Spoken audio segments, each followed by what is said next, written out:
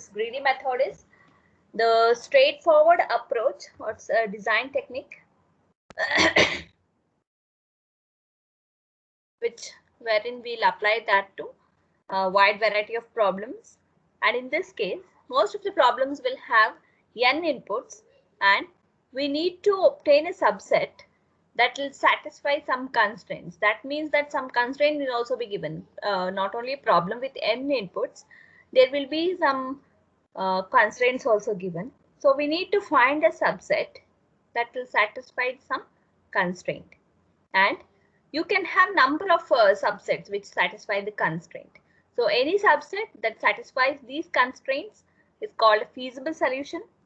And among this feasible solution, if any of the solution either maximizes or minimizes a given objective function.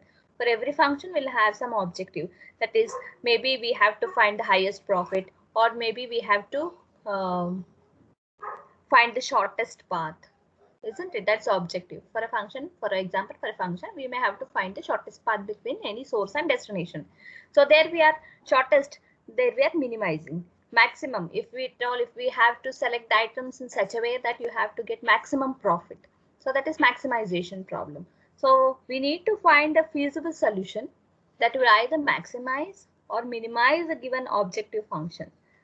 Okay, so we will be given with the problem with n inputs. We need to find a subset that will satisfy that some constraint. And any subset that will satisfy these constraints is called feasible solution. Among them, a feasible solution means we need to find a feasible solution that either maximizes or minimizes a given objective function. It also come across a optimal solution. So that time you will come to know the difference between this feasible solution and optimal solution. Okay. Yes, here only. A feasible solution that does this is called an optimal solution. So you can have n number of feasible solution, but the one which either maximizes or minimizes a given objective function is called an optimal solution. Is that clear? So some n inputs, constraints, you need to find a subset that will either maximize or minimize the objective. The one which does that is optimal, but you can have many solutions. Those are called as feasible solution. Okay. Yes. Now, so this greedy method will suggest that you can devise an algorithm that will work in stage considering one input at a time. Okay, consider one input at a time. At each stage, after considering that input, a decision will be made regarding whether that particular input will lead to some optimal solution. Every time we add something and try to see that whether it leads to feasible or optimal solution. Then only we'll consider that. Otherwise, we'll discard that. This is done by considering the inputs in an order determined by some selection procedure. For everything, we have some selection procedure. Based on that, we will select the input and we will check whether it leads to optimal solution. If it is leading, then we will continue with that. Otherwise, we'll discard that. Still, people are waiting, I guess. Try to come to the class on time. If you are delaying like this, next time onwards, I'll not be admitting anybody.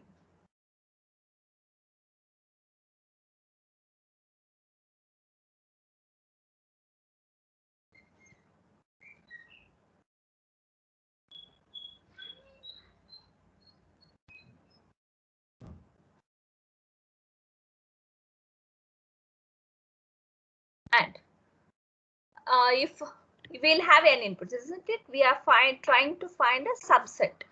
While selecting the input, if the selection of that particular input will lead to a partial construction of the optimal solution, then we will add. Otherwise, we will not add that to the partial solution. Okay. If the inclusion of the next input into the partially constructed optimal solution, if it will result in an infeasible solution, then that particular input is not added to the partial solution. So we are constructing the solution partially, one by one. We'll just check whether adding this will lead to feasible solution or not. If it is leading, then we will add it. If it is not leading to any feasible solution, if it is an infeasible solution, if it is leading to an infeasible solution, adding that input, if it leads to infeasible solution, then we consider that that particular input need not be added to that partial solution. Otherwise, if it is leading to a feasible solution, we can just add it. Okay. And this selection procedure is also based on some optimization measure. The selection procedure is also based on some optimization measure. So the problem is you need not have to worry too much. Greedy method means you will be given a set of inputs and some constraints, and you have to find solution by considering the input one by one. In stages we'll consider. We'll add particular input and check whether it is leading to feasible solution. If it is leading, add it. If the inclusion of that input, if it is leading to an infeasible solution, then we will just not add it to that partial solution. That's what it is. That's all. The type of problems, whatever we'll consider next, will give you a clear idea of what is greedy method. Okay. For right now, if I just tell you these things, maybe you will not be able to imagine anything. But once we solve some problem, then it will be more clear for you. So remember that it's based on finding a subset. You'll be given with a set. It's a very straightforward approach wherein we'll be given with n inputs and we need to obtain a subset that will satisfy some constraint. Okay.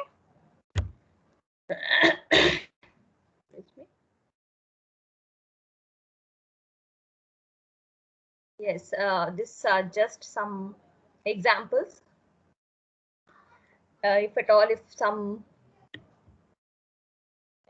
objective of the given function is 3x plus 4y and it's assumed that x should be in between 0 and 1 and y between -1 and 1, and we have this input set and it said that these are the feasible solutions we have. In that we have this as your optimal solution. So this is a very simple example which is not required right now. Let's continue with the algorithm of this. Okay.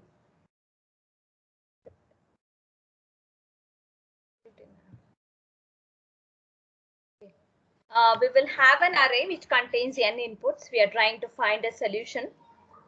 We'll start from the first input because we have n inputs. We'll start from the first input and we select it for that particular. From the array, we'll select that. And if that is leading to feasible solution, then you will just consider that for solution. Otherwise, it's not considered. And finally, we return the solution. Algorithm. This is the general algorithm. So it's a greedy technique paradigm, subset paradigm, wherein we have an array with the n elements. Initially, we start with solution being 0. Then we'll start from first input and we'll select one input and then check whether that leads to a solution. In that case, we will just add it. Otherwise, we'll not add it. Finally, we'll return the solution. So subsets, find whether that fits into that particular constraint. It is meeting that constraint. If it is meeting, continue. If it is not meeting, just discard that particular input. Then select the other one. It's like that. So this is the first problem of the greedy technique. So here the functions select, if we will take here this select function, we'll select an input from array, removes it, and it is assigned to x.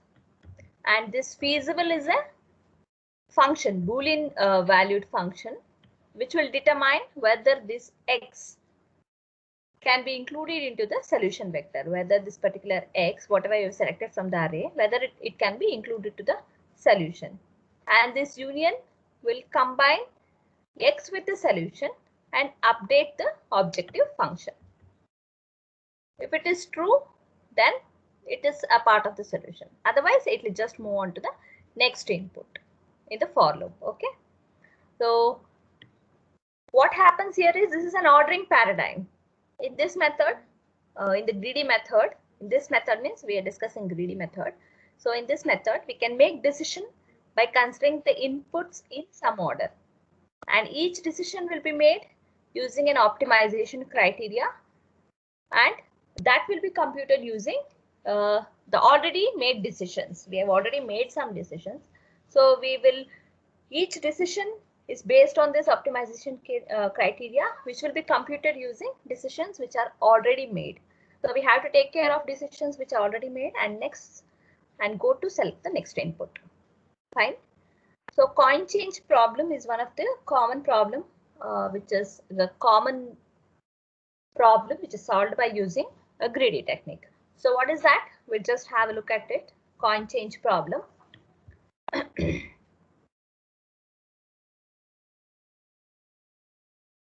Screen is visible and I am also audible, I guess, because I didn't check that. Yeah. Someone reply? Yes, ma'am. Yeah.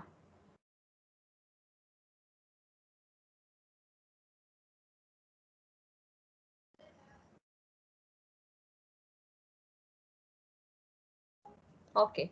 What is this coin change problem? Coin change problem is we generate the change in such a way that you have to select fewest number of coins for a specified amount. Okay. If we are given with the value V, and if we want to make change for that V rupees, and we assume that in this case we are given with an infinite supply of each of the denominations in the Indian currency, like 5 rupee coin, 1 rupee coin, 2 rupee coin, 5, 10, 20, 50, 100, 500, 1000. Okay, we assume that we are given with infinite supply of these number of coins, and the problem in what we have to find here is the minimum number of, one second.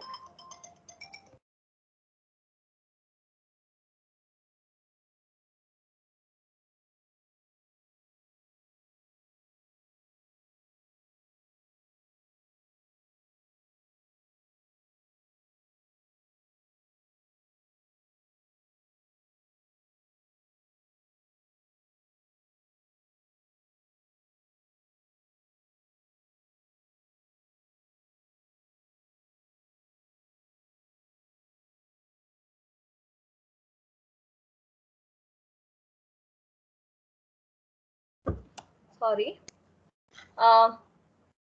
What we have to do here is we have to find minimum number of coins which are required to make the change. We can assume that it's either coin or note. Then you should not ask, ma'am, where is 20 rupees coin, 50 rupees coin and all. Coin or note. Okay. And to do this problem, what we do is the coin will be selected in stages using the greedy criteria. What we do is at each stage,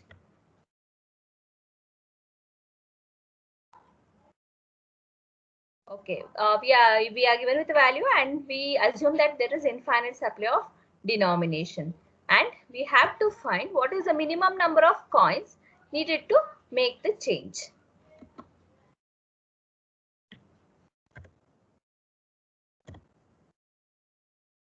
Okay, what's the minimum number of coins needed to make the change? That is what we have to find.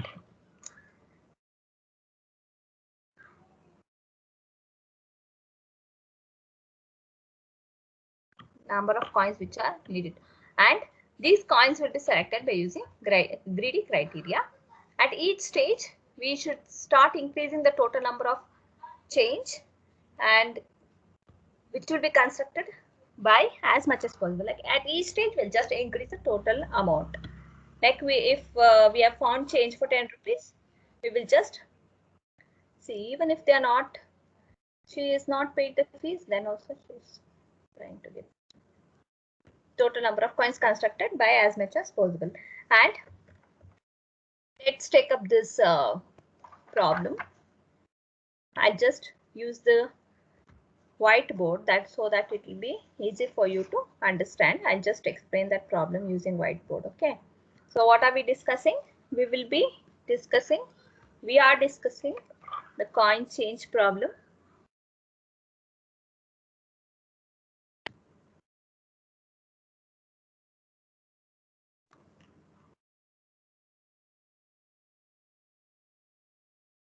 We are discussing coin change problem. We have to find minimum number of coins for some value we given, which is in rupees. Okay. So here the idea is the simple greedy algorithm. Suppose we say that let's write down the problem using the given coin denomination. I'll give you the denominations. Okay. Denominations will be given something like this: 1, 5, 10, 25, 50. And we have to give the least amount of coins for what rupees? For rupees 41. So we need to find least number of coins to get rupees 41. So let's take down. We have 1, 5, 10, 25 and 50. Okay. We have to always start from the largest possible denomination because we have to reduce the number of coins. We are not supposed to, this is a minimization problem because we are just trying to find minimum number of coins required to get that rupee B, that is rupees 41.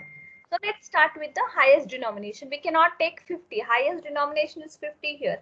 But we cannot take a denomination of 50. Why? Because the total amount required is only 41. For this, we have to find the change. If I take 50 rupees, that doesn't work. It's not feasible solution, isn't it? So we have to take the highest possible denomination with respect to the whatever amount is given for you, right? So 41 rupees. What is the next denomination we have now? Highest denomination to find change for rupees 41. Want reply? 25. Yes, 25 is the denomination we can take. So what we have to do is the total amount whatever we have minus the denomination whatever we are selecting. Very simple problem, isn't it? So the remaining amount will be 16. So what is the coin selected? 25. Next. Remaining amount is 16 now because we have selected one coin 25. So remaining for 16. What is the next highest denomination? 10, isn't it? So we are left with 6 rupees. So what's the coin we have selected? What are the coins we have selected? 25 and 10. So remaining for 6 rupees, we have to find the coins. So 6 minus what's the next highest denomination? With respect to the 5. 5. Yes, we will take 5. So what is the remaining amount? 1. So what are the coins we have selected? 25, 10 and 5. And finally, we are left with 1 rupee. We have 1 rupee coin. So the amount is 41 now.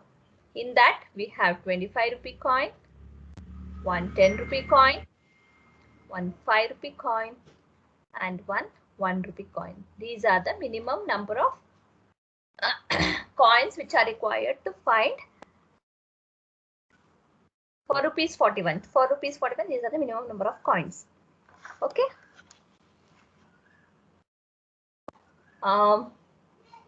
It's always assumed that you are given with infinite supply of these. Okay, but in this problem, they have given these many coins and they have given you V. What you have to do? You have to just find out the minimum number of coins required. You can say 10, 10. See, for 41, you can have 10, 10, 10, 10, 4 and 1 or 5 rupee coins. No, you have to minimize the number of coins which are required to form a change for 41. So it is an example for minimization problem. I said, isn't it? We have objective of the function here is to minimize, to find minimum number of coins. That is the objective. What's the objective? To find minimum number of coins for rupees V. And we have found it. So 25, 10, 5 and 1. You can just note down this. So there is the first problem in greedy method. Very simple, isn't it? Sometimes the approach may not work for all denominations. Okay, but most we can try it out, not a problem. We can just try it.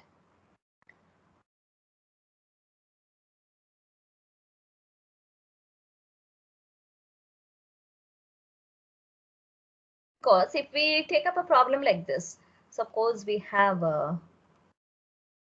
9651 and we have to find a change for 11 rupees. In this case, what happens if we will start with highest 11 minus 9, which is 2, remaining 2. So what's the coin selected? 9 rupee coin, and 2 rupees we have. So we have this 1 rupee coin. So we can select 1 rupee, remaining amount is 1, and we have selected 1 9 rupee coin, 1 rupee coin. Just look at this problem. And remaining amount 1, again we have 1 rupee, because we assume that there are infinite supply of the coins. So what are the coins selected? 9, 1, 1. Is this